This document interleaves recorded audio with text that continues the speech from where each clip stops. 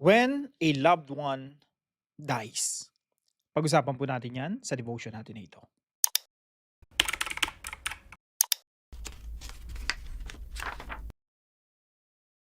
Magandang araw po sa bawat isa sa inyo. Welcome back to our 365 Daily Devotions Bible Characters Edition. Binabati ko po muna ng happy birthday si Ma'am Eva Villarde de los Santos. Isang pagbati po mula kay Brother Joey. And of course, binabati rin natin ng happy birthday si Sister Gwen Alalay. Isang pagbati po mula kay Brother Pai. So, I rejoice with you sa inyong kaarawan. Ngayon po, pag-aaralan po natin si Prophet Ezekiel. Ito na po yung pinakauli nating devotion patungkol po kay Prophet Ezekiel. Now, na ito mong nakaraang devotions natin, ang pinag-uusapan natin yung buhay ni Ezekiel, ano yung mga dinanas niya, ano yung mga pinagawa sa kanya ng Diyos. Marahil po, in my opinion, ito na yung pinakamahirap sa lahat na pinagawa ng Diyos sa kanya. Sabi po dito sa Ezekiel chapter 24, verse 15. The word of the Lord came to me, Son of man, behold, I am about to take the delight of your eyes away from you at a stroke. Sa Tagalog po, sinabi sa akin ng Panginoon, Anak ng tao, kukunin kong bigla ang babaeng pinakamamahal mo. Ito siguro yung pinakamasakit sa lahat, no, na pinagawa ng Diyos kay Ezekiel. Now, kung sa akin po yan, siguro magrereklamo ako, no?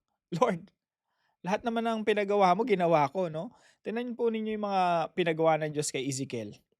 Sabi ng Lord kay Ezekiel, kainin mo tong papel, yung scroll. Kinain niya. Naging watchman siya. Sabi ng Diyos, magiging pipi ka. Naging pipi nga si Ezekiel. Magtayo ka ng model ng Jerusalem. Di naman siya engineer. Ginawa niya. Sabi ng Diyos sa kanya, okay, mahiga ka 390 days sa kaliwang tagiliran, tapos 40 days. Kung ako si Ezekiel, Lord, ginawa ko lahat ng gusto mo. Bakit ito pa? Isang pinakamamahal ko, yung kukunin mo.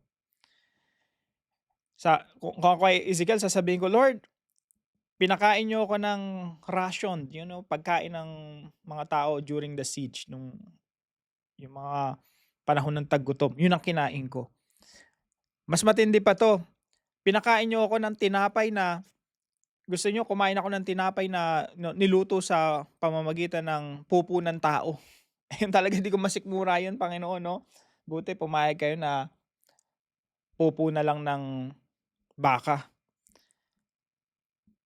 Pinaahit niyo yung buhok ko, balbas ko, pumayag ako, sumunod ako sa inyo.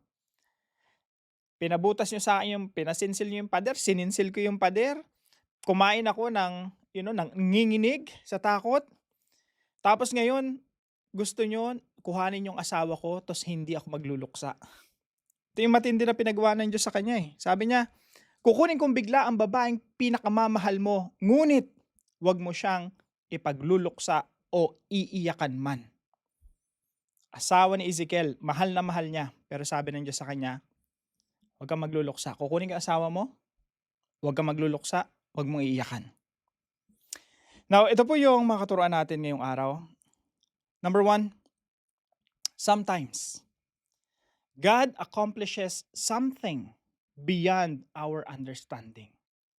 Sometimes yung Diyos meron siyang ginagawa, meron siyang pinaplano, meron siyang purpose, meron siyang ina-accomplish na sometimes lampas sa kaisipan natin. Di natin maintindihan, di natin maunawaan. Kung ako kay Ezekiel, di ko talaga maintindihan to eh. Bakit sa ganitong method? Pwede bang drama na lang? Total, pwede namang i-dramatize na lang. Bakit kailangan totohanin pa na mamatay yung asawa? So, sometimes God accomplishes something beyond our understanding. Now, marami pong pagkakataon sa buhay natin na hindi natin maintindihan kung bakit. At kung hindi nyo po naiintindihan yung sinasabi ko, huwag kayong mag-alala. In the future, may experience nating lahat yan. Na may gagawin ng Diyos sa buhay natin na hindi natin maintindihan lampas sa kaisipan natin. But what we can only do is to trust that God is accomplishing far deeper. Mas malalim na dahilan. Mas may purpose ang Diyos na sometimes you don't understand or we may never know. Sometimes God accomplishes something beyond our understanding. Pangalawa po, sometimes God uses our suffering for some deeper purpose. Ito pong si Ezekiel, sabi ng Diyos sa kanya, kukunin ko yung asawa mo Ezekiel, huwag mong ipagluluksa, huwag mong iiyakan.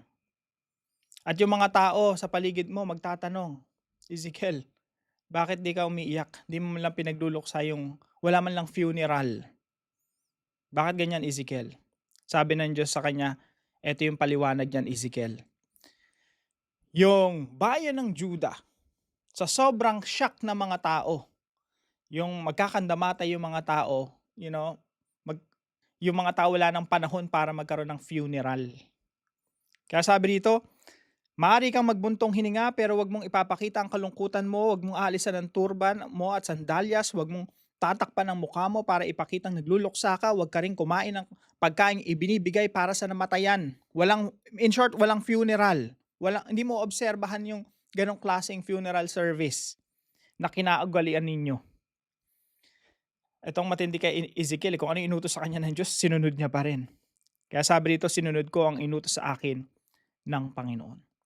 So ang purpose dito ng Panginoon is to show the people of Israel and Judah na sobrang tindi ng mangyayari sa kanila, na masyasyak ang lahat, na wala ng panahon, hindi na nila kayang magkaroon pa ng funeral. Parang kung naalala yung pandemic, no? Shock yung buong mundo. Tapos, I'm sure marami sa atin nakaka-relate, mga nawala ng mahal sa buhay. Ako, tatay ko nawala because of that, because of COVID. Ang nakita ko lang ay video. Maikling video na, pagkamatay niya, diretso siya sa libingan, walang funeral service, walang panahon para magluksa. Ganun po yung nangyari sa kanila, sa panahon nila. Pakita mo, Ezekiel, na hindi na sila makakapagluksa. Wala nang funeral services na mangyayari sa sobrang shock ng lahat ng mga tao sa tindi ng mangyayari sa bayan ng Judah. So sometimes God uses our suffering for some deeper purpose. Kung yun ang purpose ng Lord, so be it. Sometimes mas masigit pa ron yung purpose ng Diyos, so be it. At pangatlo po mga kapatid, sometimes following God requires our trust and obedience to be tested. Ang pagsunod sa Panginoon minsan, nire-require nito na yung ating pagtitiwala sa Diyos at pagsunod sa Diyos ay matest o dumaan sa pugon para talaga ma-purify yung ating pagtitiwala at pagsunod sa ating Diyos. Following God requires our trust and obedience to be tested. Mga kapatid, someday, madali lang kasing sumunod sa Panginoon eh. Maraming mga bagay na pinapagawa ng Lord, madali lang sundin eh. Pero paano pag mahihirap na, kagaya nito? Minsan kaya nating sabihin, Lord, I will follow you. I will do whatever you want. I will surrender everything to you. Akong gagawin ko lahat ng mga kaya ko para sumunod sa inyo. Sa madadali, no? Pag ang utos ng Diyos madadaling sundin, madaling sabihin. Pero pag mahihirap na, katulad nitong pinapagawa ng Diyos kay Ezekiel, talagang masusukat, matetest yung ating pagsunod at yung ating katapatan at pananampalataya sa ating Diyos. So mga kapatid, you just have to prepare yourself. We just have to prepare ourselves. Someday, our faith will be tested. At ang dalangin natin, mga kapatid, ay ang Santong Espiritu ang magpalakas sa atin upang malampasan natin ang lahat ng mga pagsubok at lahat ng mga bagay na darating na susubok sa ating pananampalataya at ating pagsunod sa ating Diyos. So bilang application po sa pinag-aaralan natin ito, number 1, trust that God has a deeper purpose we may not know. Pagtiwalaan po natin na ang Diyos, meron siyang mas malalim na purpose. Kung ihayag sa atin ng Diyos, so be it, no? Maganda kung ihayag sa atin ng Diyos. Pero maraming pong pagkakataon sa buhay natin na hindi ihahayag ng Diyos kung bakit niya ginagawa yung mga bagay na ginagawa niya sa ating mga buhay. Itong kay Ezekiel po, sinabi ng Diyos kay Ezekiel kung para saan, anong purpose. Pero sometimes sa buhay natin, no, minsan walang dahilan eh. Wala tayong makitang dahilan pero may dahilan ng Diyos. At sa mga pagkakataon po na yon, kailangan natin pagtiwalaan na, Lord, you are all wise in all you do. Lahat ng ginagawa mo, base yon sa iyong katangian na all-wise. Matalino sa lahat. Marunong sa lahat. When God makes decision, it is based on His eternal wisdom. And sometimes di natin maintindihan yun. Eternal wisdom yun eh. Ang naiintindihan lang natin pang ngayon, pang bukas, pang isang araw. Pero ang nasa isipan ng Diyos, pang walang hanggan. Paano mo unawain yun? Kaya sometimes walang sagot ang Diyos sa ating mga tanong kasi hindi talaga natin maintindihan. So what we can only do is to trust that God has a deeper purpose and sometimes we may not know that purpose. And number 2 po, be willing to be used by God. Maging handa po tayo na gamitin ng ating Panginoon. Whether in life or in death. Habang nabubuhay po tayo, magpagamit tayo sa Panginoon. At pati ang ating huling hininga, maging ang ating kamatayan, maging kagamit-gamit sa Panginoon. Yan po ang sinabi ni Apostol Pablo, no? Sabi niya, yung mabuhay at mamatay, pareho yan para kay Kristo. And nawa tayong lahat ay matagpuan ng Panginoon na inaalay natin yung ating buhay sa Kanya hanggang sa huli nating hininga. Be willing to be used by God whether in life or in death. Ito po yung totoong pagtitiwala sa Diyos. Ito po yung totoong pagsunod sa Diyos. Hindi mo na iniisip kung ito na ba yung huling paglilingkod mo sa Panginoon. Baka mamaya ang susunod na ng Panginoon, yung sarili nating buhay. So be it. Surrender natin sa Panginoon. Alam niyo po ako, personally, wala na akong takot sa kamatayan eh. Hindi ako natatakot sa kamatayan. Na-overcome ko na yan eh. Alam niyo po kung ano hindi ko na-overcome? Ang hindi ko na-overcome kung paano. Yung mamatay, okay lang eh. Pero yung paano mamatay, nasagasaan, nabalian ng buto, bedridden, sa sobrang haba ng panahon na nakahiga ka lang doon. Doon ako natatakot, no? Just being honest. Pero yung mamatay itself, okay lang yun eh. Parang blessing na nga sa akin yung bigla na lang akong tamaan ng kidlat and then that's it. Pero natatakot ako pag mamamatay ka dahil sinusubuan ka, Sabi ko, Lord, sana hindi ako umabot sa ganun. Pero kung ano man ang kalooban ninyo, so be it, no? Pero yun ang kinakatakot ko, hindi yung kung mamamatay ka ba. Ang kinakatakot ko, paano mamatay. Kung masagasaan man ako, sana deads agad. Ayoko nung... So, be willing to be used by God, whether in life or in death. And number 3 po, surrender your pain. Meron sa atin dito namatayan ng mahal sa buhay. Surrender your pain and suffering. Pati yung pagdurusa natin, sino-surrender natin sa Panginoon.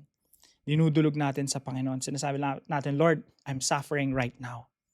I surrender this to you. Surrender your pain and suffering to God during times of great testing. Kasi po, meron talaga mga pagsubok na darating. Matitindi. Marahil yung sarili nating health, yung magsasuffer. Marahil pwede tayong magkaroon ng malubhang karamdaman. Doon po papasok yung matinding mga testings of our faith and obedience. Pero lahat po ng yun mga kapatid, surrender natin sa Panginoon. Magugulat ka, tayo na yung may mga pinakamaraming pagsubok sa buhay pero tayo pa yung pinakamapayapa. Bakit? Dahil po sa ating Diyos, sa presensya ng Diyos.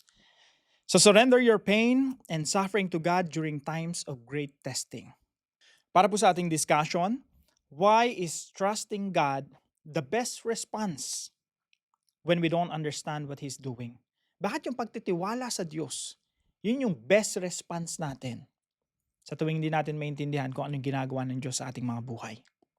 Pag-usapan po natin yan sa ating mga discussion groups at para po sa ating dive deeper, ito na po yung last devotion natin patungkol po kay Ezekiel.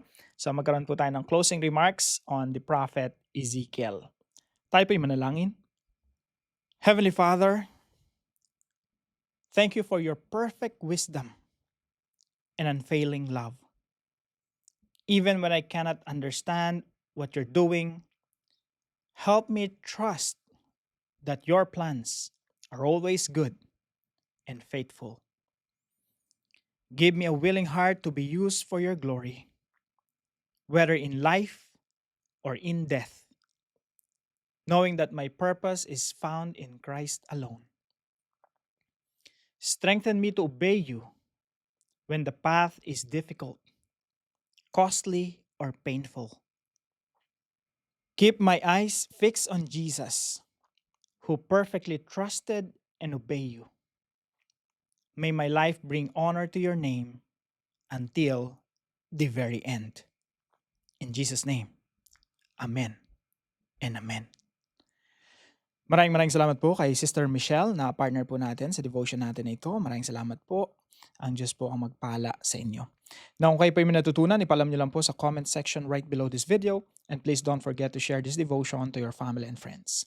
See you po tomorrow, 5 a.m. dito po sa ating Daily Devotions.